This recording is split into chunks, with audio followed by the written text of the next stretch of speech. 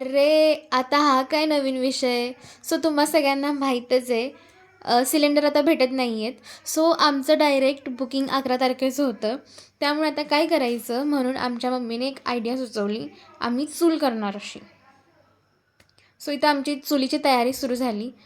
इथे सगळे कमी होते म्हणून आमचं भैया त्यांचं डोकं चालवायला आला. तुला स्वयंपाक आवडतो? हो आवडतो ना, आमच्या बहिणीने केला तर.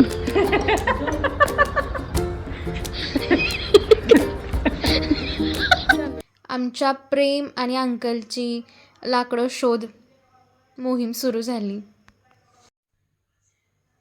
आमच्या आंटीचा तर इथं खूप मूड ऑफ झालेला, कारण आंटीला बिलकुल नाही आवडत चूल वगैरे आणि त्याच्यावर स्वयंपाक करायला तर बिलकुल नाही.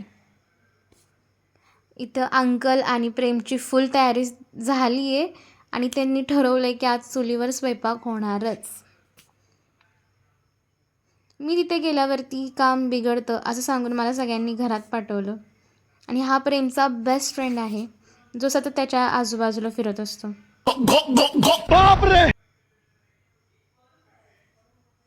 आमची आंटी मुंबईची आहे त्यामुळे तिच्या डोळ्यातून पाणी येते. आंटीकडे बघ. It's okay, fine. आणि आमची मम्मी पण नाशिकची आहे, पण तिथे छोट्यापणी लग्न झाले त्यामुळे ती गावातच आली. इथे आमचा भैया मटण घेऊन आलाय. आंटी बघा, हे काय म्हणते त्याला? मॅग्नेट. चिकन आहे का मटण आहे? चिकन.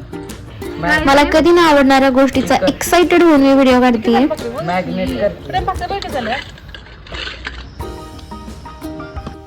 सो मी व्हेजिटेरियन आहे म्हणून मी तिथे नाही चुलीवरचा स्वयंपाक म्हणून आमच्या घरातले सगळेच खूप एक्सायटेड झालेले काम करायला. आणि तेवढ्यात लाईट गेली आणि सगळीकडे खूप अंधार पसरला होता. हो, आमचे अंकलसुद्धा खूप छान कालवण बनवतात आणि त्यांनीच हे जेवण बनवलं होतं. तेवढ्यात प्रेमनी मला कामाला लावलं आणि त्यांनी माझ्याकडून कोशिंबीर करून घेतली. सो गाईज, आजच्यासाठी एवढंच. त्यानंतर आम्ही छान खाल्लं आणि झोपलो. Thank you for watching. Stay tuned.